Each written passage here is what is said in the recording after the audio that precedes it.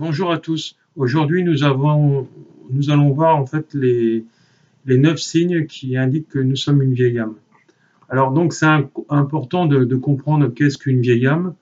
En fait, pour que nous apprenions à savoir qui nous sommes réellement, parce que en fait de compte, quand on débute sur cette terre au niveau des réincarnations, on renaît, mais on se souvient pas forcément de ce qu'on a vécu, du stade là où on en est.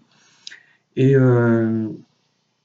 donc c'est important de le conscientiser pour une fois qu'on a trouvé son chemin dans cette vie, euh, on se rend compte de qui on est, de ce qu'on a appris et que en fait notre comportement, notre détachement qui pourrait paraître antisocial euh, pour cette société, pour la norme, en fait de compte n'est pas du tout comme on pourrait l'appeler. C'est-à-dire qu'en fait de compte, nous sommes tout à fait normal. Hein. C'est-à-dire que nous ne calquons pas au moule parce qu'en fait, nous sommes un être éveillé, et parce que nous sommes une vieille âme. Une vieille âme, c'est quoi? C'est une âme qui a compris une grande partie de ses épreuves de sa vie, et donc qui est dans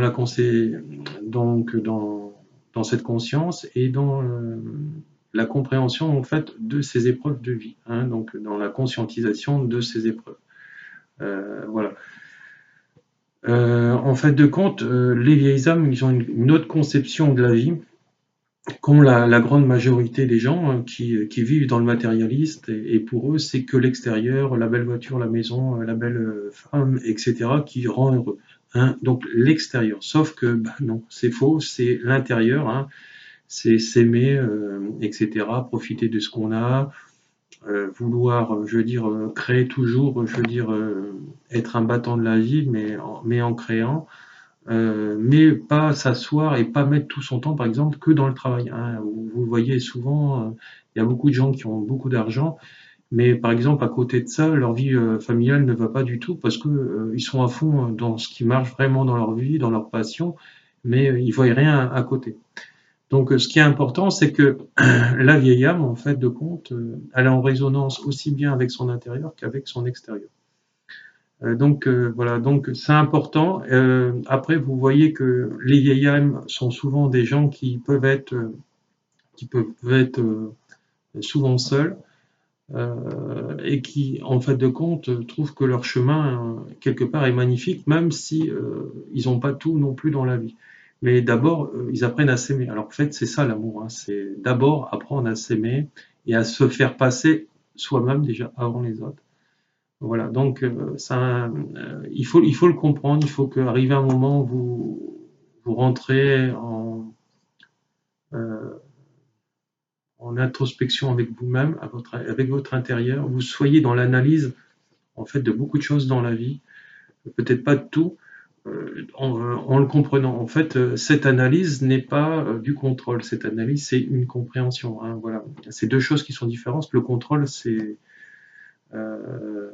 quelque chose de négatif, donc il faut absolument pas sortir. De toute façon, si vous voulez quelque chose, il faut sortir absolument du contrôle. Comme moi, j'ai fait mon livre, j'ai écrit mon livre, etc. Il est devenu ce qu'il en est devenu, hein, il est devenu best-seller, mais c'est parce que j'ai porté l'intention aussi dessus, et j'ai eu la réalisation par rapport à mes intentions que j'ai posées.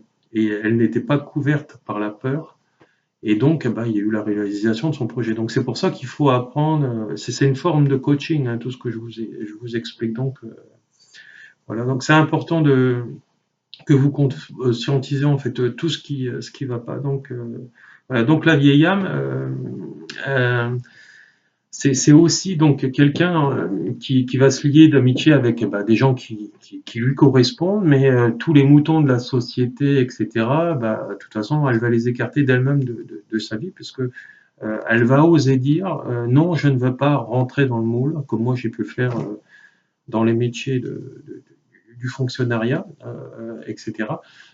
C'est quelqu'un en fait qui est dans la vérité, dans l'honnêteté de la vie en fait. Hein, et ces gens-là vous disent non, ça me convient pas, point barre. Voilà. Alors c'est à prendre ou à laisser, ou je vais faire, je vais te donner des choses et toi tu vas m'en donner, et voilà, on va être en corrélation l'un à l'autre. Hein, je te donne, je reçois, etc. Donc c'est le 8 à infini, hein, donc tout me revient. Euh, voilà. Donc Ce sont aussi des personnes qui sont avec les autres, mais pas du tout par intérêt, hein. Donc c'est important. En fait, c'est des gens qui sont dans une équilibre, hein, comme la balance, hein, avec ses plateaux, euh, qui, en fait, ce sont des bonnes personnes. Alors, ce sont en fait des personnes qui pourront vous faire évoluer grandement, hein, ces vieilles âmes. Ces vieilles âmes, on les retrouve chez les philosophes notamment. Euh, si on pouvait être gouverné par des gens comme ça, bah, ça serait génial, hein. On ne serait pas non plus dans une vie de bisounours, mais en fait de compte, ces gens-là ne trahiraient pas dans l'intérêt que, que de certaines personnes, ils trahiraient dans l'intérêt de tous, hein. Voilà. Voilà. Donc, l'un des premiers points d'une vieille âme, c'est on a tendance souvent à se retrouver seul. Alors souvent, par rapport aux moutons de la société, ils vont dire il est à part, il sait pas se mêler avec les autres, il a peur, etc. Mais tout simplement parce qu'il colle pas avec ça, il colle pas avec les intérêts de cette société moderne. De toute façon, arrive un moment, la vieille âme, elle va travailler pour elle-même. C'est-à-dire qu'elle ne trahira plus du tout pour la société. C'est-à-dire qu'elle deviendra entrepreneur pour elle et elle fera d'elle-même son propre métier, hein. Elle n'aura plus besoin de la société, etc. Donc souvent, elle devient thérapeute ou artiste, etc. Mais elle travaille pour elle, hein. Elle se laisse plus en fait emmerder par un patron au niveau hiérarchique parce qu'en fait de compte, elle colle réellement avec ses inspirations à elle profondes. Voilà. Donc arrive un moment, elle décroche complètement de la société. Ça c'est sûr et certain. Elle peut plus travailler. Elle est en adéquation totale avec cet environnement qui pollue en fait son âme. Voilà, donc c'est important de le comprendre. Voilà. Alors, souvent, elles vont paraître pour des gens égoïstes, mais en fait de compte, elles sont pas égoïstes. Elles sont hyper détachées de tout, de beaucoup de choses en tout cas. Moi, je dirais à 99% des choses de la vie, elles sont détachées, mais totalement. Ce détachement de l'autre, etc., envers les autres, souvent va être pris pour une part d'égoïsme, parce qu'on est dans un monde où on échange, etc., mais pas toujours bien, hein. On échange souvent malheureusement par le jugement, en tout cas la majorité des gens le font. Voilà. L'un des deuxièmes points concrets en fait de la vieille âme, c'est que vous aimez la connaissance, vous aimez lire notamment, vous aimez regarder des vidéos qui parlent du développement personnel, etc., de la sagesse, vous aimez la sagesse, la vérité. Quand vous arrivez en fait dans la pleine conscience, en fait de compte, vous êtes dans une vérité qui est absolue. Moi, je dirais quasi absolue. C'est très dur de mentir.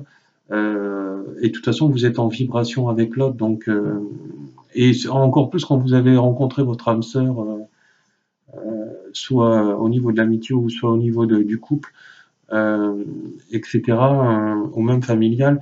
En fait, vous êtes dans une vérité en fait absolue, hein, et vos relations en fait sexuelles en fait sont dans un axe pur, c'est-à-dire que vous allez plus faire l'amour pour du sexe, c'est-à-dire vous allez plus baiser, hein, excusez-moi du terme, mais en fait l'acte sexuel que vous allez avoir, euh, en fait, il va être dans la pureté, hein, ça sera un acte d'amour. Mais ça sera un acte d'amour avec une vieille âme aussi, hein. Les jeunes âmes, ça sera plus pour vous, hein. Voilà.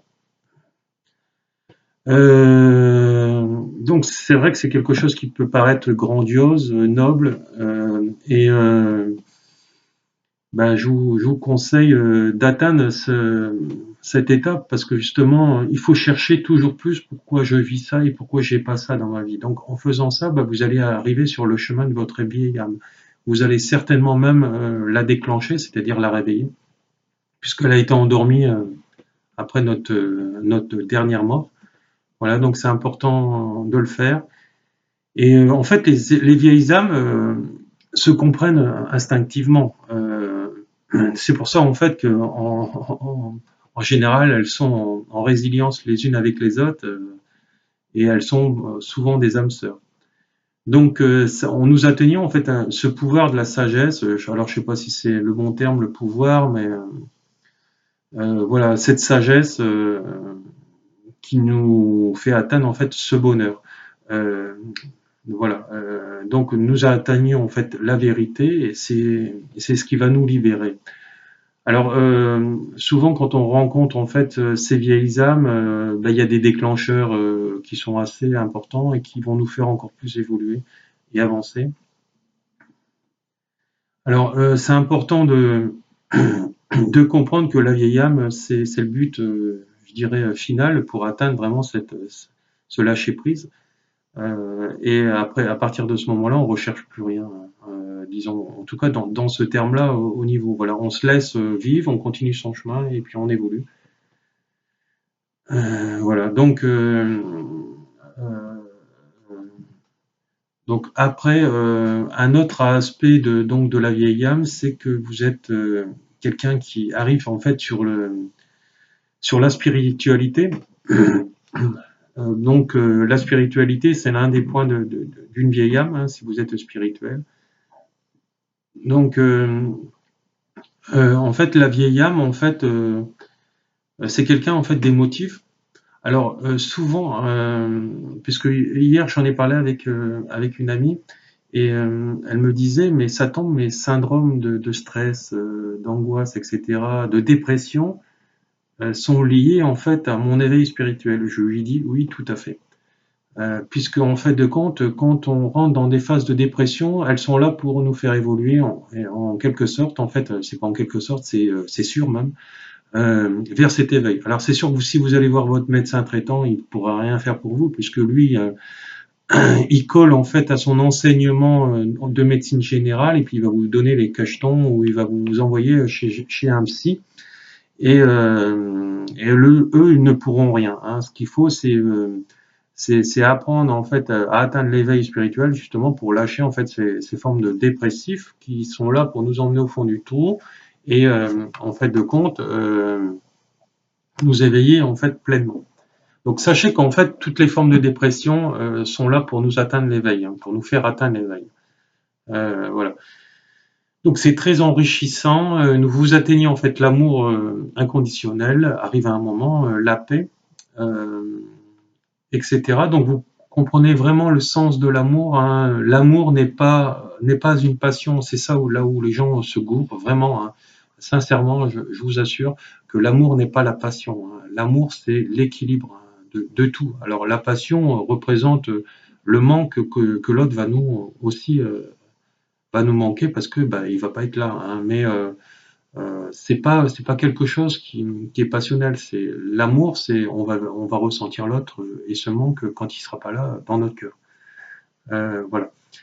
Vous comprenez aussi euh, que c'est quelque chose, en fait, que la vie est éphémère. La vie, en fait, n'est que la réalité d'un film que l'on projette par rapport à notre propre évolution au moment T. C'est-à-dire que par rapport, quand on va renaître, quand on va être réveillé spirituellement, arrive un moment, on va voir ce rechargement du disque dur qui est lié à nos vies passées.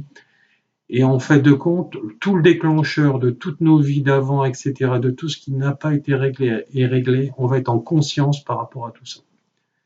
Donc c'est le chemin qui nous reste à faire. Souvent on me demande qu'est-ce qui me reste à régler dans ma vie d'avant que je n'ai pas réglé dans mes vies passées. Ben, je dis c'est tout ce qui ne va pas dans votre vie là, à ce moment T.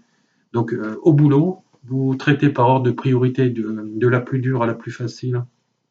Tout ça, vous vous faites vous-même ou vous allez voir des thérapeutes tels que moi et vous vous faites aider.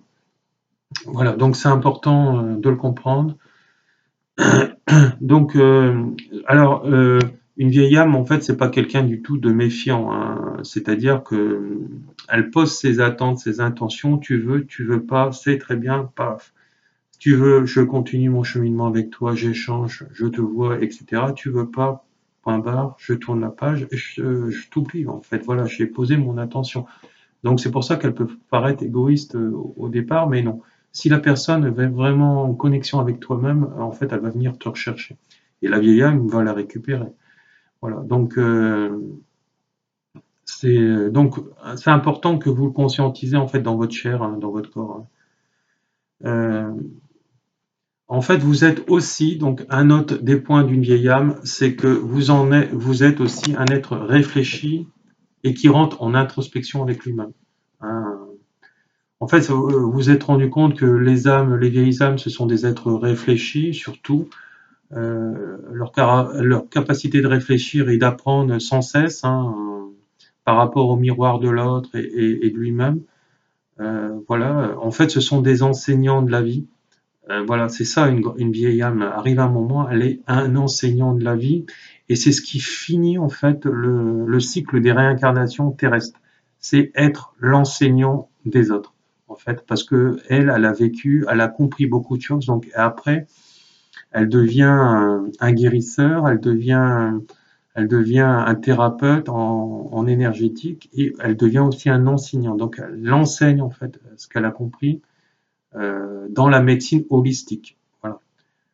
Voilà. La médecine holistique, c'est le corps physique, le corps mental, le corps émotionnel, le corps spirituel. Voilà, c'est ça la globalité. Si vous suivez à l'heure actuelle des thérapies qui ne sortent de ce globe-là ou qui ont qu'une partie, bah, je vous conseille d'arrêter tout de suite.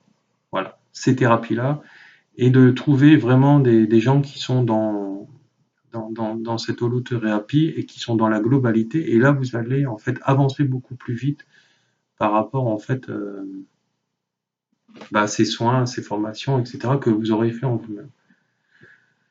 Donc elles ont beaucoup de, elles apprennent beaucoup de leurs leçons, elles ont beaucoup de réflexions en fait ces vieilles âmes.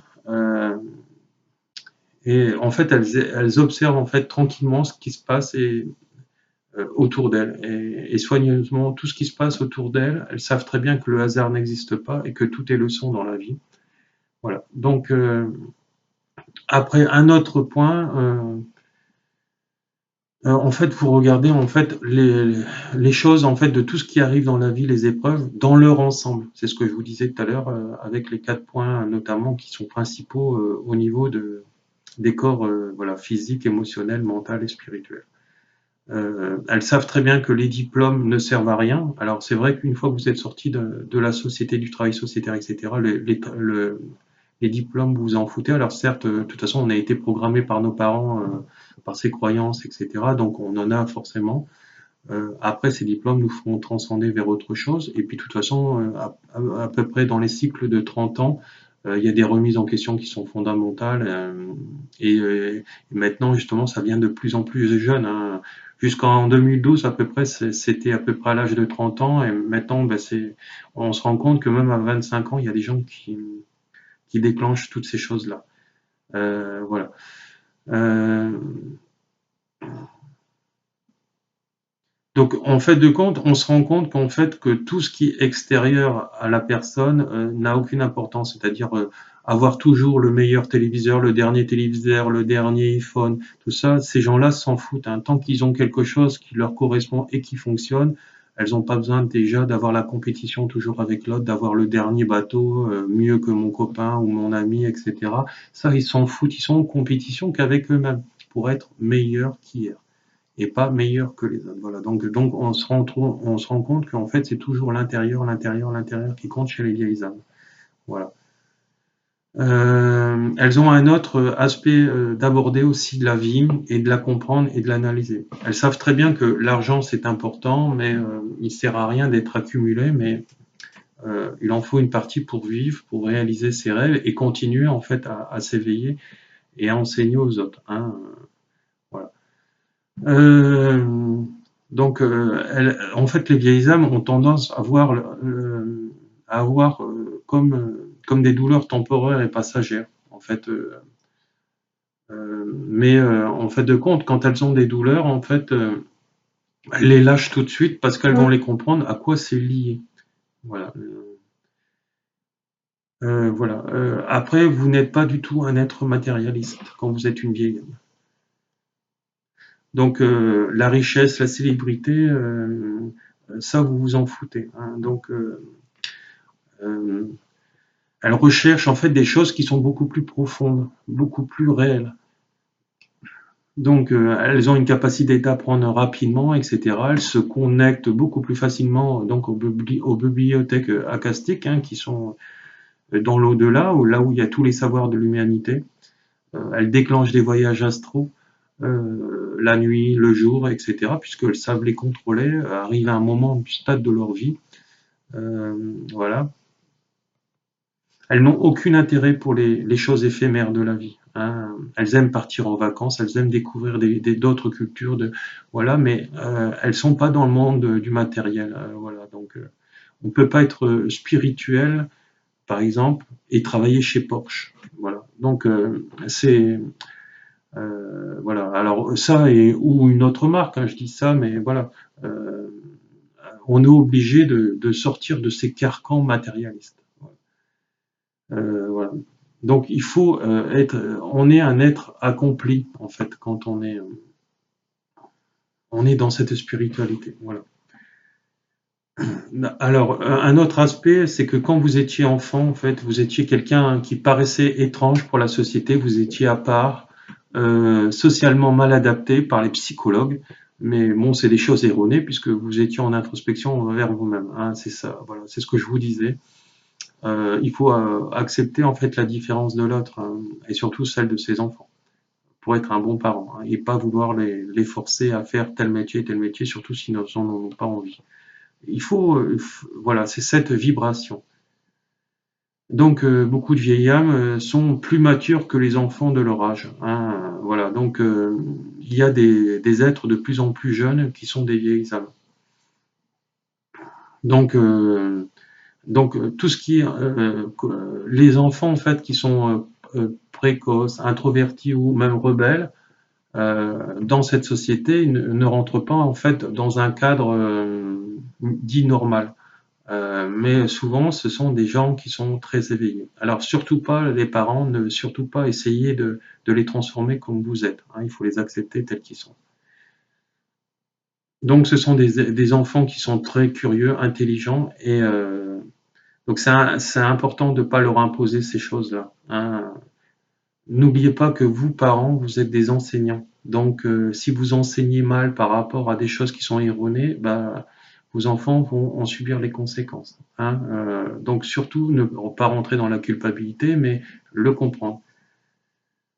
Voilà. Donc, si vous voyez aussi, si vous parlez à votre enfant comme si vous parlez à un adulte, bah, vous voyez qu'en fait de compte, c'est une vieille âme. Vous avez une vieille âme entre les mains. Ça, c'est un aspect euh, qu'on voit de plus en plus, hein, voilà.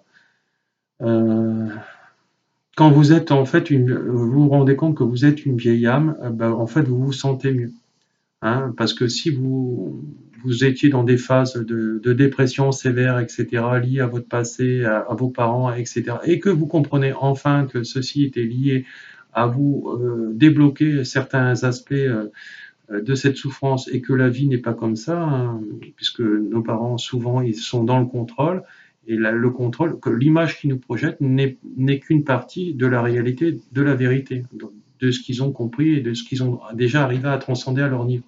Mais l'amour, la vie n'est pas en ressemblance dans la totalité de ce qu'ils n'ont pas arrivé encore à comprendre.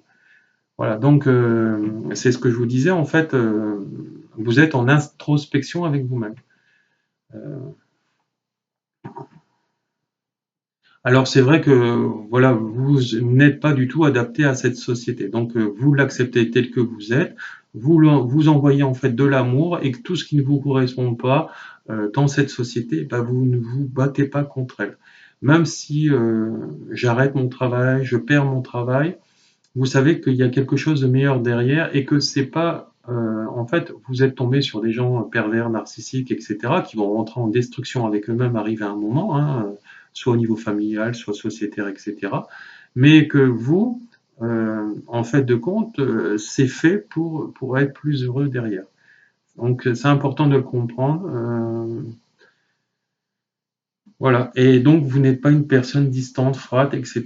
Vous êtes une personne, en fait, dans la globalité de son âme, de votre âme, etc. Et voilà. Et à partir de ce moment-là, ben, vous avancez, vous comprenez la vie comme elle est, et vous êtes une personne globale, entière, euh, totalement réalisée. Et vous allez arriver à un moment vers cette conscience libératrice, de sagesse absolue. Et je peux vous dire que si vous n'avez pas d'enfant déjà à cet âge-là, et là où vous en êtes, et si vous vous rencontrez et vous vous mettez en couple avec un compagnon qui est dans la même vibration, de toute façon, vous serez obligé, si à un moment donné, vous voulez vous mettre avec quelqu'un dans la vie, et vous serez obligé de vous mettre avec quelqu'un aussi qui est une vieille âme, je peux vous dire que vos enfants, ce seront des gens qui seront très très éveillés, euh, et même puissants sur le plan en fait des énergies, de la canalisation des énergies, de la guérison, de l'intuitif, de la médiumité, etc. Et ce sont des enfants éveillés, hein. De toute façon, nos enfants, on va les créer, oui, on va les créer, on va les concevoir en fait dans la vibration où on est. Donc, si on n'a quasiment plus de souffrance, je peux vous dire que vos enfants, sur le plan des énergies, ils vont encore plus vous dépasser. Et après, bah, avant votre mort, bah, vous leur transférez en fait votre savoir, vos connaissances, s'ils le désirent, bien sûr. Voilà. Donc cette vidéo est terminée. Vous trouverez en fait tous les renseignements possibles sous cette vidéo, même pour me contacter pour faire des soins, mes séminaires, mes stages, mes formations.